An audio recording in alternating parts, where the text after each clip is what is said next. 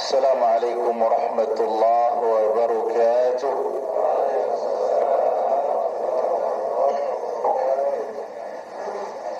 Alhamdulillah, nahmaduhu wa nasta'inuhu wa nastaghfiruh, wa na'udzu billahi min shururi anfusina wa sayyiati a'malina.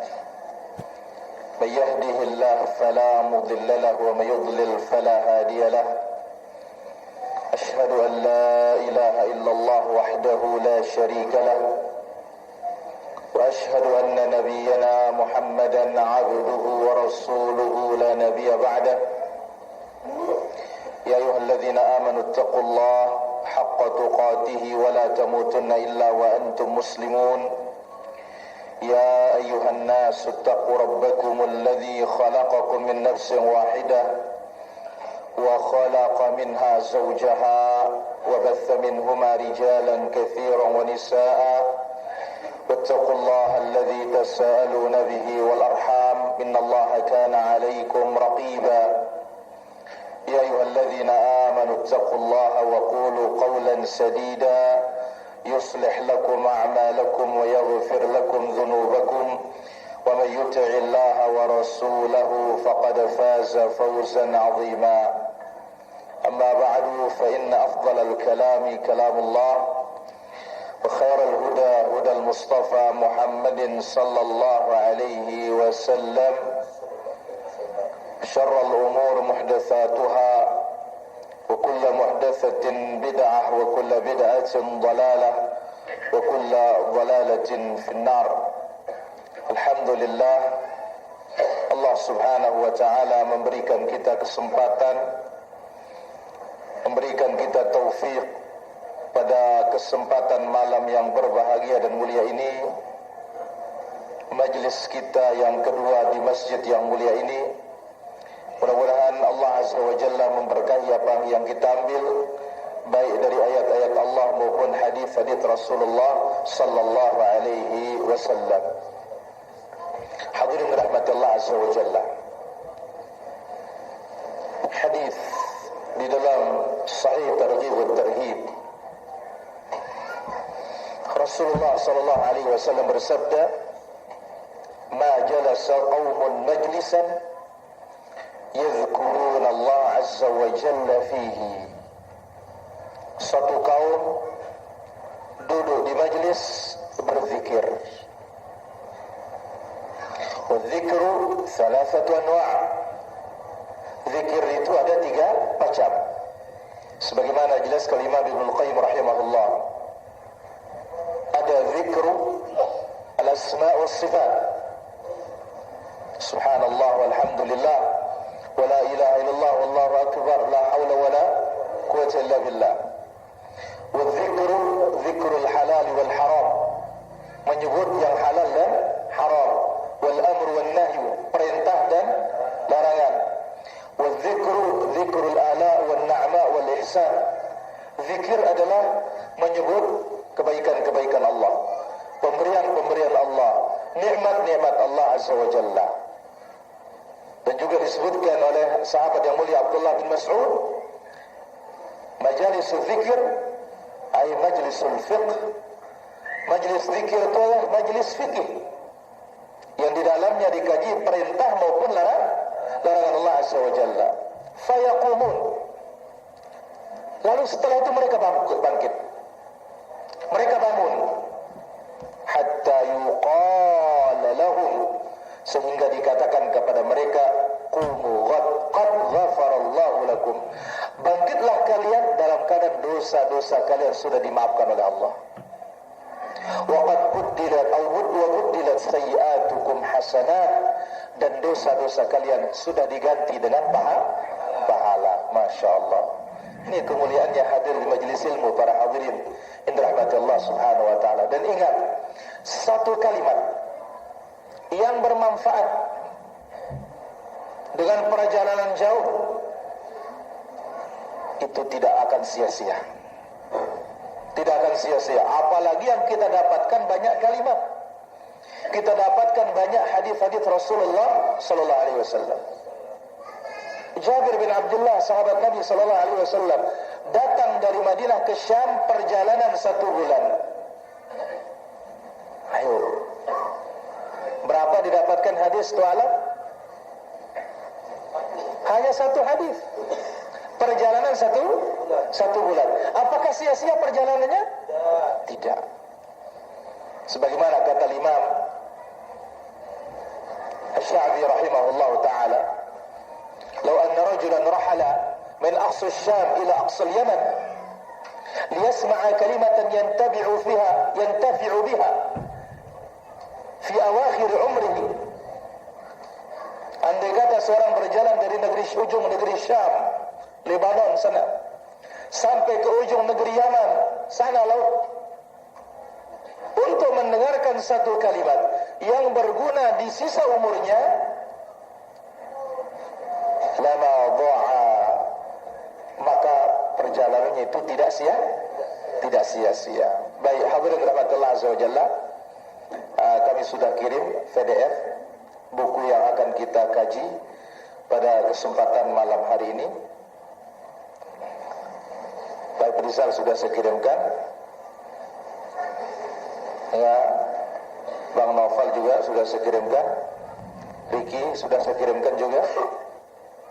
Bisa dicek. Ya, para muslimah juga sudah saya kirim. Yang punya hubungan dengan teman-teman, silahkan dikirim PDF-nya. Baik. Hadirin rahmatullah SWT, malam ini kita awali pembahasan dari kitab Samsul. Sebentar saya kirim ya. Ini kitab ini para hadirin, apa dikatakan oleh para ulama kita, di antaranya Imam Al-Hasan Al-Basri rahimahullah taala, ya, beliau mengatakan, inna lana kitaban nata'ahaduhu, kami punya kitab yang kami jaga. Kemudian juga disebut oleh sebagian mereka, al-kitabu ahabbu ilaina minan nisyan.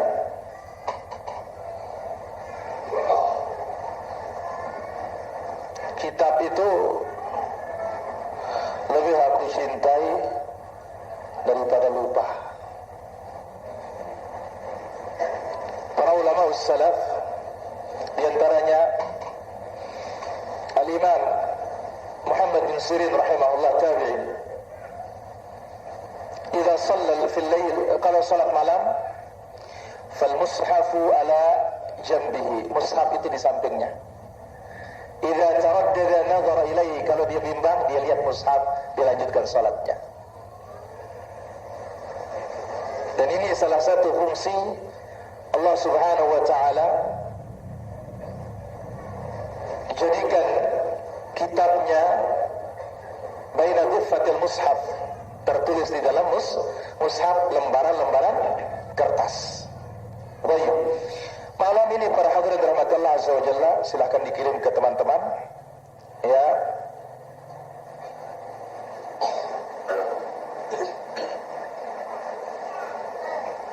Yang ada linknya atau nomornya dikirim ke kawan-kawan yang lain supaya kitabnya bisa dibuka.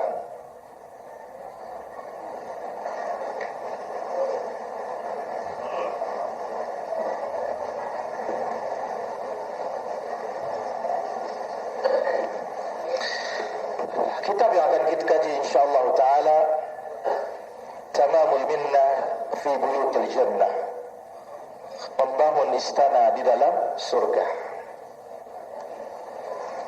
Membangun istana di dalam surga. Kena ingat, tujuan akhir dari kehidupan kita mana? Surga Allah Azza wa Jalla. Dan akhir dari manusia semuanya imma ila jannah wa imma ila nar. Entah dia ke surga atau dia ke neraka.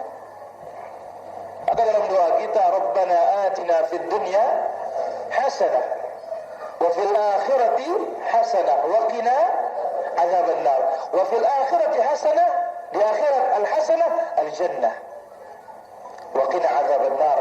dan lindungilah kami Allah dari azab neraka.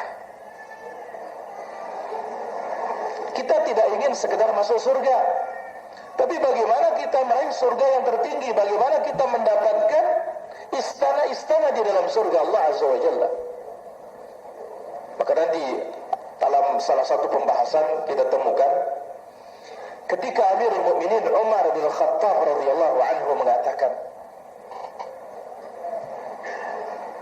"Ya Rasulullah, kalau seperti ini mudahnya kita bisa membangun istana itu, idzan nukfir, kita akan perbanyak ya Rasulullah."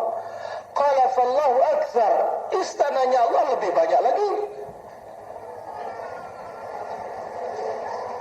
Dan kehidupan dunia para hadirin semuanya akan hancur. Makanya dalam hadis Nabi sallallahu alaihi wasallam, "Utiya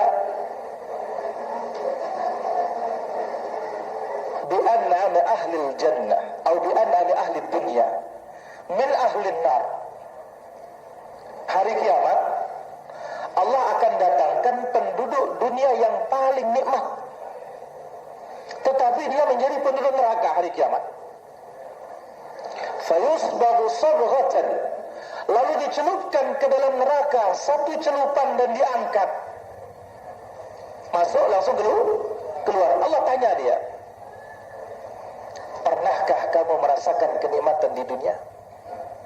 Apa jawabannya? "Ya Allah, tidak pernah sama sekali."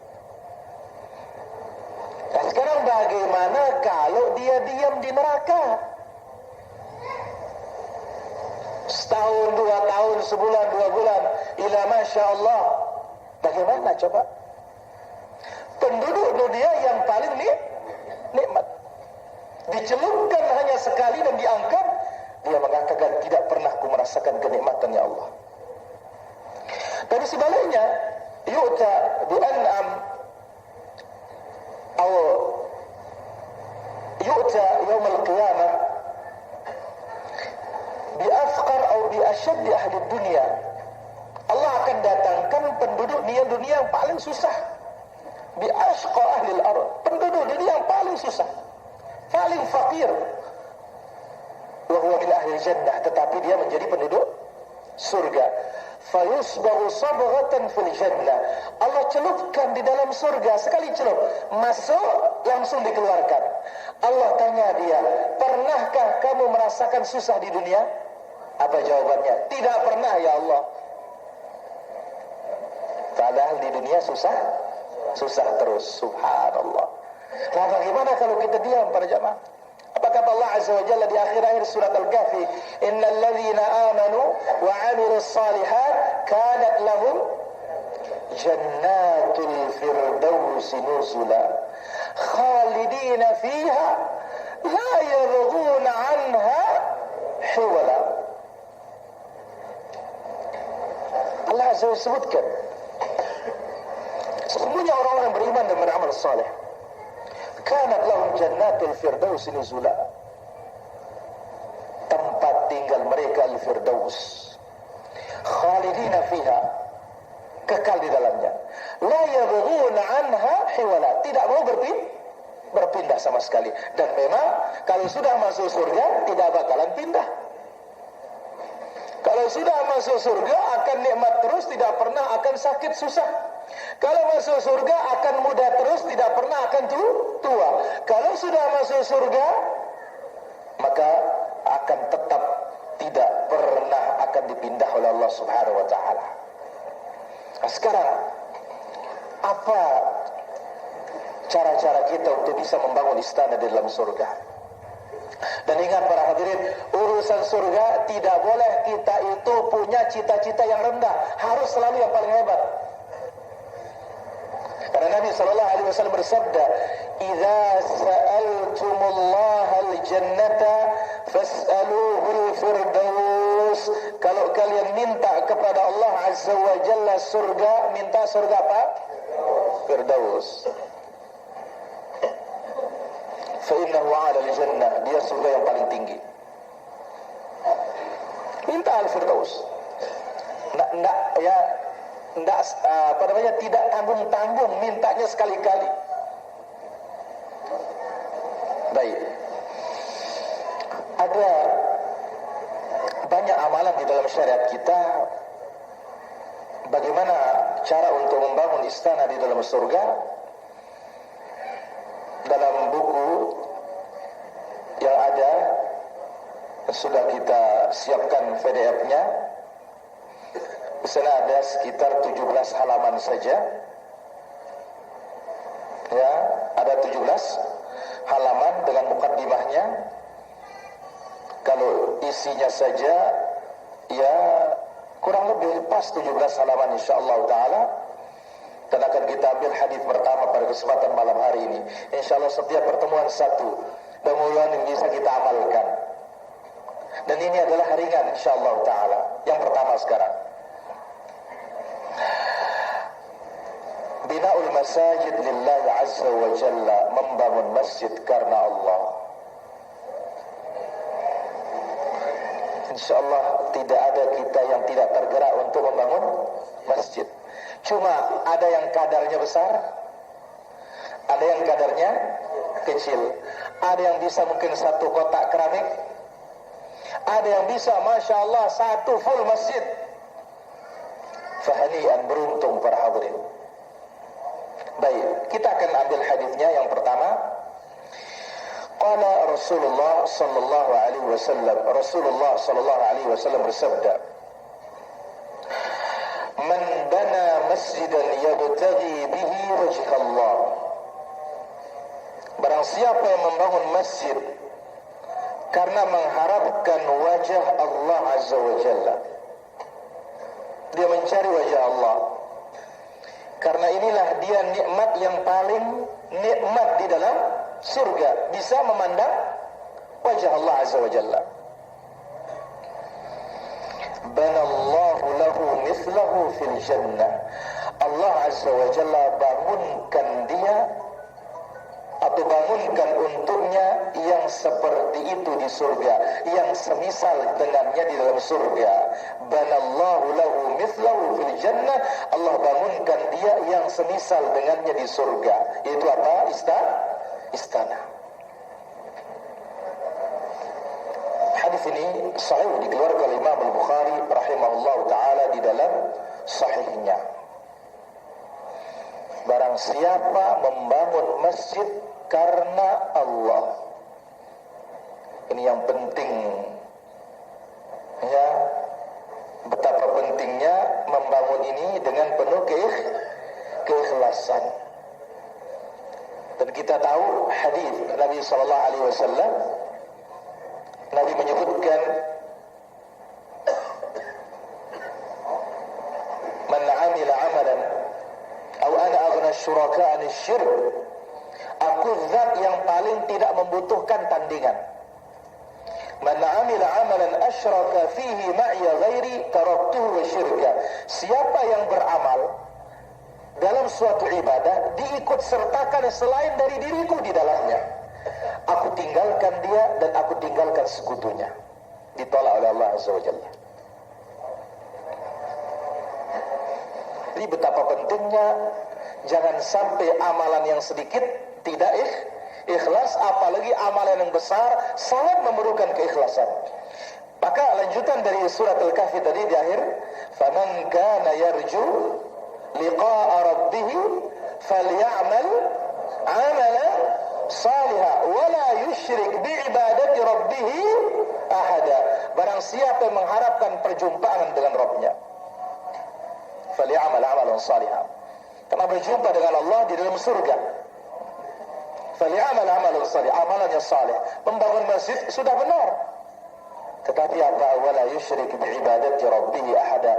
Jangan ada niat yang kepada selain Allah di dalam membangun masjid. Demikian juga dalam seluruh bentuk ibadah kepada Allah azza wa jalla. Baik, hadirin rahmatullah azza wa jalla, kita akan ambil insyaallah taala, mudah-mudahan bisa mencukupi waktunya. Ada 12 faedah dari hadis ini. Ada 12 faedah dari hadis ini.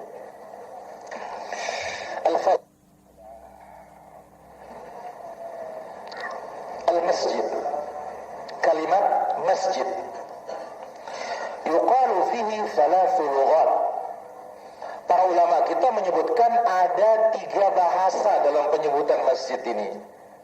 Semuanya benar dan memiliki makna yang tersendiri. Yang kita kenal sekarang masjid. Apa makna masjid? Makanus sujud, tempat kita bersujud. Maka dikatakan di apa? Masjid. Wa masjad. Kalau tadi jimnya baris bawah, sekarang jimnya fathah. Masjid. Apa makna masjid ini? Jabhatur rajul haitsu yusibu as-sujud. Kening yang menempel waktu sujud. Nah, kalau masjid tempat kita, praktik wajah yang menempel atau kening yang menempel itu namanya masjid. Kemudian wal misjad. Misjad itu al-hasir as-saghir, tikar dan sejadah kecil tempat kita tempelkan wajah kita, itu namanya misjad. Dan orang mengatakan sekarang sujadah. Ini kalimat dibahas oleh para ulama bahasa, ada 3 bahasa atau 3 pengucapan tentang masjid ini, tidak ada yang keluar dari yang 3 ini. Jadi dikatakan masjid tempat kita sujud, ya. Dikatakan misjad kita yang sujud. Kemudian ya al-masjid gitu, kemudian misjad tempat kita sujud, sujadahnya. Baik, kita ingin sekarang apa definisi masjid ini para hadirin? Karena kita kalau kecil dinamakan musalla.